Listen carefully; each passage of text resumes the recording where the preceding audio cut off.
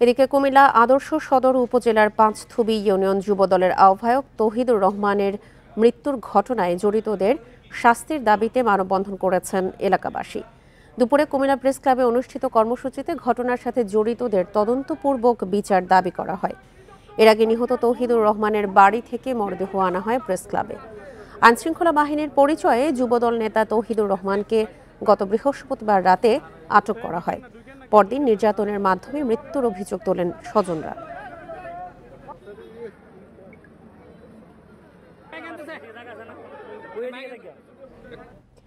এ নিয়ে আরো জানাতে কুমিল্লা থেকে এই মুহূর্তে যুক্ত হচ্ছেন আমাদের সহকর্মী তানভীর খন্দকার। তানভীর, ঘটনাটি জরুরি ভিত্তিতে তদন্তের নির্দেশ দেওয়া হয়েছে। মাঠ পর্যায়ে এই ধরনের নির্দেশের কোনো প্রতিফলন কি চোখে পড়েছে?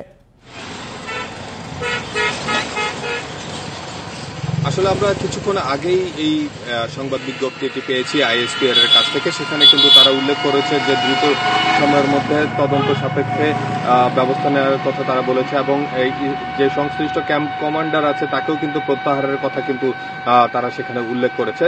তো আসলে এই কিছুটা সময় গেলে আসলে জানা যাবে এই মাঠ পর্যায়ে এর বাস্তবায়ন কি হচ্ছে।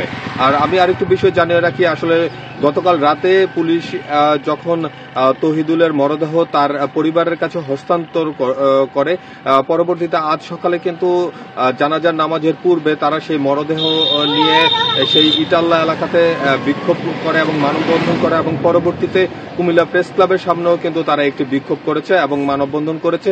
সেখানে কিন্তু তৌহিদুল ইসলামের স্ত্রী তিনি কিন্তু দাবি করেছেন যে আসলে তার স্বামী নির্দোষ ছিলেন এবং তাকে কেন নিয়ে গিয়ে এভাবে মৃত্যুর মুখোমুখি করা হলো সেই বিষয়টি কিন্তু তার কারণ কিন্তু তিনি জানতে চেয়েছেন, এবং তিনি বলেছেন যে তার সন্তানেরা এখন আসলে এতিম হয়ে গেছে, তো তারা এখন কি করবে তার সেই কোনো উপায় কিন্তু খুঁজে পাচ্ছে না। অন্যদিকে এলাকাবাসীও কিন্তু মানববন্ধনে বলেছে যে তৌহিদুলের বিরুদ্ধে যদি কোনো অভিযোগ থাকতো তাহলে তাকে আইনের মুখোমুখি করে তাকে বিচারের আওতায় আনা যেত।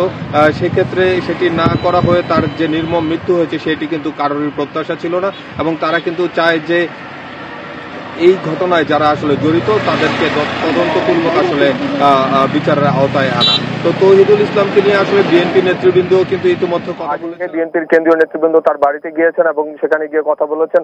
অপরদিকে স্থানীয় যে বিএনপি এবং যুবদলের নেতৃবৃন্দ তারাও কিন্তু তৌহিদুলের মৃত্যুর ঘটনায় আসলে দুঃখ প্রকাশ করেছেন, এবং তার এই ঘটনায় যারা জড়িত তাদেরকে আইনের আওতায় আনার কিন্তু দাবি করেছেন। তো আর একটি বিষয় আমরা একটু জানিয়ে রাখি, গত বৃহস্পতিবার রাতে অস্ত্র উদ্ধারের ঘটনার কথায় কিন্তু যৌথ বাহিনী এর পরিচয় দিয়ে তৌহিদুলকে তার বাড়ি থেকে তুলে নেওয়া হয়। পরবর্তীতে শুক্রবার গোমতী নদীর বেড়িবাঁধ এলাকা থেকে তাকে উদ্ধার করে নিয়ে কুমিল্লা মেডিকেল কলেজ হাসপাতালে নিয়ে গেলে কর্তব্যরত ডাক্তার কিন্তু তাকে মৃত ঘোষণা করে। তো তারপরেই থেকে তৌহিদুল ইসলামের এই ঘটনা নিয়ে কিন্তু সারা দেশে আলোড়ন তৈরি হয়। তো এই ছিল আমার কাছে কুমিল্লা থেকে সর্বশেষ খবর।